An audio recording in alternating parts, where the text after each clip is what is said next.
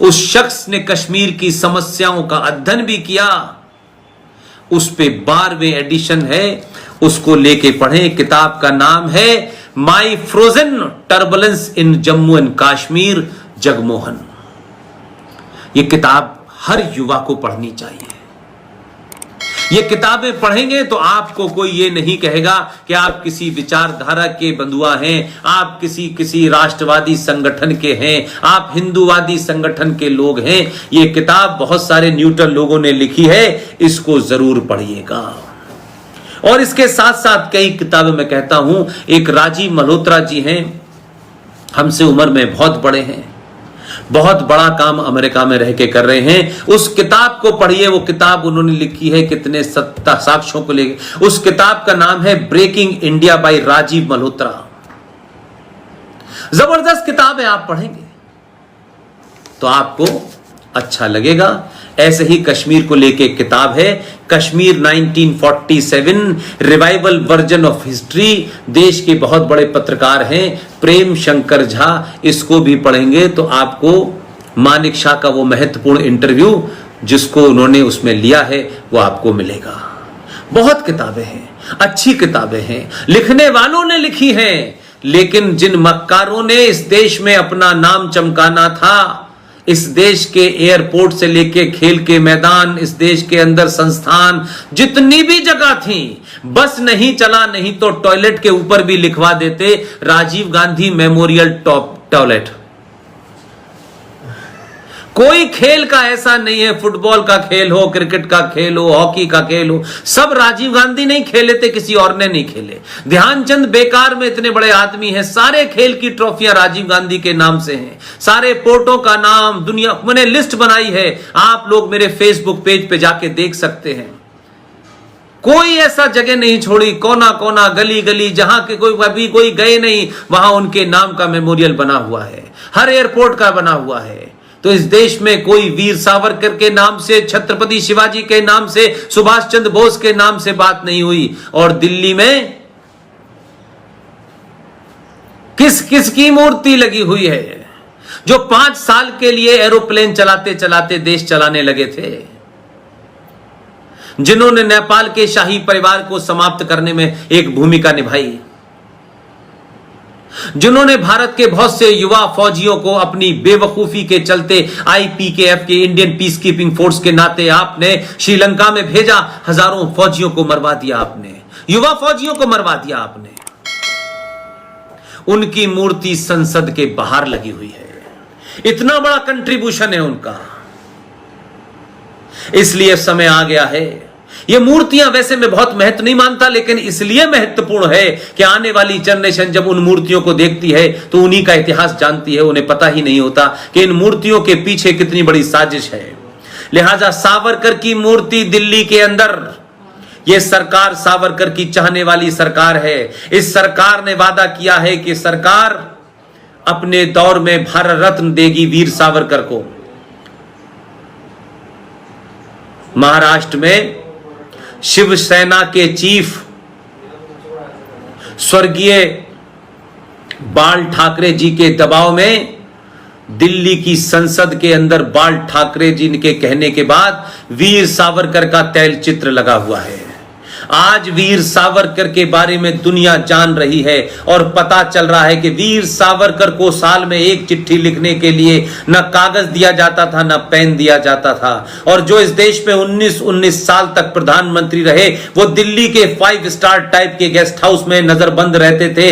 उनका नाश्ता भी अलग बन के आता था, उनके लिए अखबार भी उनसे पूछ के आता था, और ये कहा जाता था कि उनको हर दिन चिट्ठी लिखने की अधिकार था। तो उनकी चिट्ठी का तो कंपाइलेशन हो गया, letter from father to the daughter. उन पे इतनी फुर्सत थी क्योंकि वो क्रांति कर रहे थे जब घर के अंदर बंद थे और कस्टडी में थे। कस्टडी में उन्हें कैसी कैसी यातनाएं दी जा रही थी। उनसे पूछा जाता था आप कौन सा नाश्ता करेंगे, पहली यातना थी। दूसरी तकलीफ दी जाती थी कि आप कौन सा अखबार पढ़ना चाहते हैं, यह दूसरी तकलीफ थी।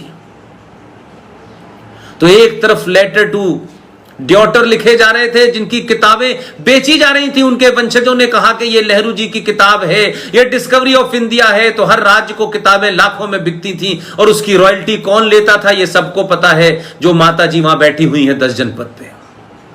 सरकारें अपनी थी, हमसे खरीदो, हमारे विचारों को थोपो, थोपे न थोपो, इसके बारे में जो हमें रॉयल्टी मिलेगी वो हमें दो।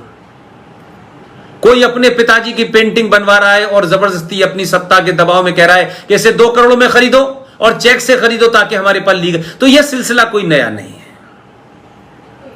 आप किसी को भी वोट दें, किसी विचारधारा के हो, लेकिन जो राष्ट्र के खिलाफ खड़ा हो उसका प्रतिशोध करें, उसके खिलाफ खड़े हो वो कोई भी हो। इसलिए आज की बातचीत करने का मौका नीरज भाई ने दिया। मैं बड़ा खुश हूं कि तमाम युवा लोग आज मुझसे जुड़े और हमारी पूरी टीम की उम्र भले ही युवा ना हो, लेकिन हम हर युवा तक पहुंचना इसलिए चाहते हैं, उससे डायलॉग करना चाहते हैं। हम ये भी नहीं कहते कि हमारी बात को तुम रेफरेंसेस में तलाशो, किताबों में तलाशो, अगर सच हो तो हमारी बात मानो, क्योंकि हम कोई बात रिटोरिक्स करने नहीं आए हैं, हम भावनाओं में नहीं कहने आए हैं, हम भारत माता की जय नहीं कहने आए हैं। लेकिन अगर संसद में यह नियम है कि संसद का सत्र समाप्त होने के बाद वंदे मातरम बजेगा, तो जो वंदे मातरम को मानेगा वही भारत की संसद में पहुंचेगा। जो संसद में बैठेगा और वंदे मातरम को नहीं गाएगा या वंदे मातरम की सम्मान नहीं करेगा या सम्मान के अपमान करने के लिए उठ के वहां से चल देगा, ऐसे गद्दारों को, देशद्रोहियों को, संविधान विरोधियों को, संसद विरोधियों को संसद में घुसने नहीं देगा।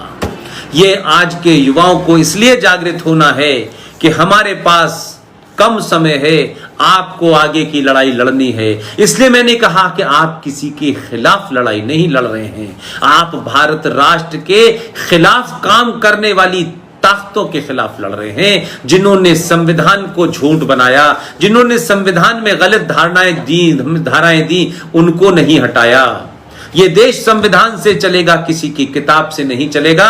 जिन्हें किताब चाहिए थी उन्होंने किताब बनाने के लिए अपना मुल्क बांट लिया, 2-2 मुल्क बांट लिए। अब इस देश की 1 इंच जमीन भी किसी किताब वाले को नहीं दी जाएगी।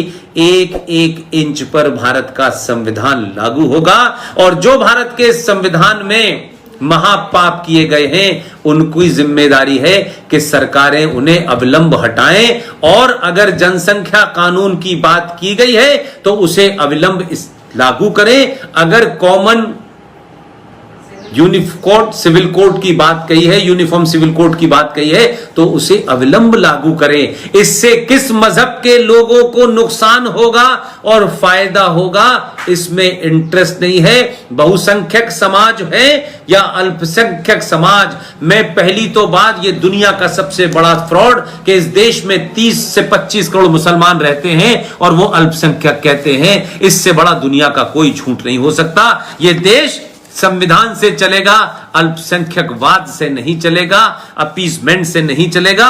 जो भी अपीज करेगा उसे भारत की जनता सत्ता में बैठाने के लिए अपीज नहीं करेगी।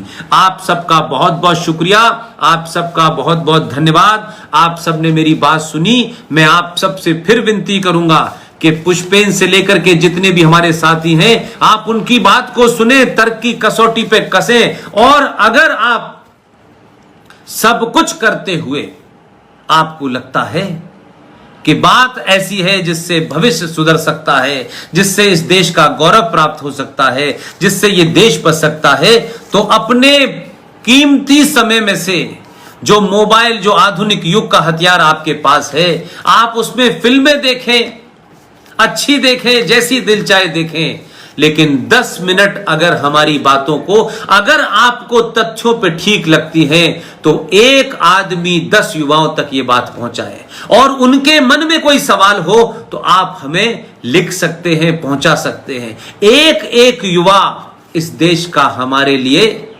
एक न्यूक्लियर बम है। इसलिए रूस इसलिए टूटा कि समाज तैयार नहीं था, रूस ने तय कर दिया कि सब कुछ सरकार को करना है, सरकार कुछ नहीं कर पाई और 27 टुकड़ों में टूट गया।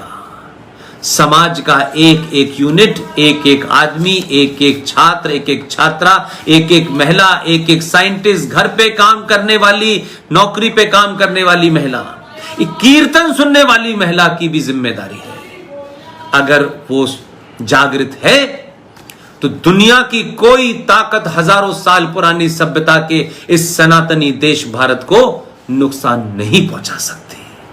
आप इसको आगे बढ़ाएं, यही हमारी आपसे विनती है, यही आपका राष्ट्र के इस मंथन में आपका एक योगदान है। बहुत बहुत शुक्रिया नीरज भाई, मैं मौजूद हूं, कभी भी आपको लगता हो, अगर मैं उस दिन खाली होऊंगा तो मैं जरूर आऊंगा और आप सब लोगों के बीच में आप जैसा कभी निर्देश देंगे किसी और ऐसे विषय पे जिसको मैं जानता हूं जरूर करूंगा। लेकिन मैं फिर आपसे कहूंगा कि जितने लोगों के मैंने नाम लिए हैं आप उनको जरूर बुलाएं, उनकी बात सुने।